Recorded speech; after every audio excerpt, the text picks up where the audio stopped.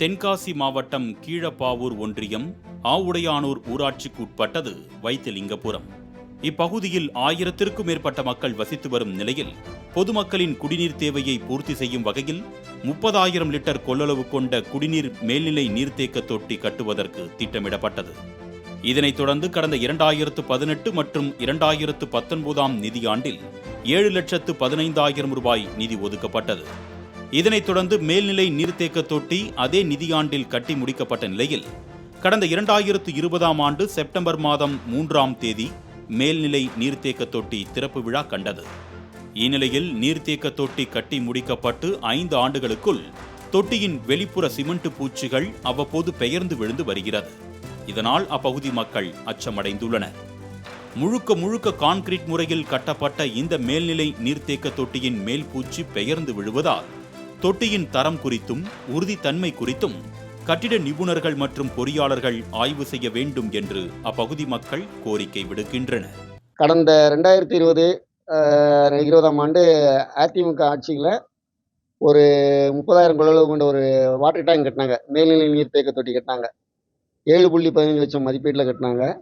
கட்டி 5 வருஷம் கூட இன்னும் முழுமையடைகிறதுக்குள்ளே என்னன்னா இந்த டேங்கோட வெளிப்புற பூச்சி சுற்றுச்சுவர் பூச்சி என்னன்னா தானாக இடிஞ்சு வந்து கடந்த ஒரு 15-20 நாளாக இருந்து விழுந்துகிட்டு இருக்கு. மேல்நிலை தொட்டியின் மேல் பூச்சு எதிர்பாராத நேரத்தில் பெயர்ந்து விழுவதால் அந்த வழியாக செல்லும் பொதுமக்கள் அச்சத்துடனேயே சென்று வருகின்றனர். அத்துடன் சிறுவர்களும் மாணவர்களும் அந்த வழியாக சென்று வருவதால் அவர்களின் பாதுகாப்பை உறுதி செய்ய வேண்டும் என்று அப்பகுதி மக்கள் கோரிக்கை விடுக்கின்றனர். இது சம்பந்தமாக என்னன்னா சிஎம் செல்லுக்கு இப்போ ஒரு ஆன்லைன் பெட்டிஷன் போட்டிருக்கோம். அடுத்து பார்த்தீங்கன்னா இந்த டேங்க் பக்கத்துலேயே சின்ன பையங்க அதிகமாக விளையாடுவாங்க. அதுபோக வீடு பக்கத்துலேயே டேங்க் பக்கத்துலேயே வீடு வேற இருக்குது. அந்த வீட்டுக்காரங்களுக்கும் எந்த ஒரு அச்சத்தோடு தான் இருப்பாங்க. அவங்களும் டேங்கோட சுற்றுச்சுவர் பூச்சியை விழுவதால் டேங்கே பலவீனமாக தான் கேட்டிருப்பாங்கிற ஒரு அச்சம் எல்லாத்துக்கும் இருக்குது. எங்கள் ஊர் பொதுமக்கள் எல்லாத்துக்குமே டேங்க் பலம் இல்லாமல் இருக்குது, பலவீனம் அடைஞ்சிருக்கு அப்படிங்கிற ஒரு சந்தேகத்தில் தான் இருந்துக்கிட்டு இருக்காங்க.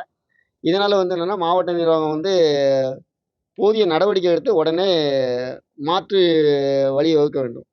இது போன்ற கட்டடங்கள் இடிந்து விடுவதால் ஏராளமான பொருட்சேதம் ஏற்படுவதுடன் விலை மதிப்பில்லாத உயிர் சேதங்களும் ஏற்பட்டு மாறாத சோகங்களை ஏற்படுத்தி விடுகிறது.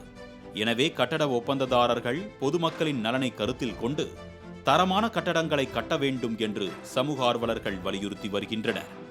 இதனிடையே வைத்திலிங்கபுரம் மேல்நிலை நீர்த்தேக்க தொட்டியின் உறுதித்தன்மையை ஆய்வு செய்து அசம்பாவிதம் ஏற்படும் முன்பாக உரிய நடவடிக்கை எடுக்க வேண்டும் என்பதே அப்பகுதி மக்களின் ஒட்டுமொத்த கோரிக்கையாக உள்ளது. நடவடிக்கை எடுக்குமா மாவட்ட நிர்வாகம்? பொறுத்திருந்து பார்ப்போம். மாலை முரசு செய்திகளுக்காக ஆலங்குளம் செய்தியாளர் சுந்தர் சிங்குடன் ஷீபா ஜானட்.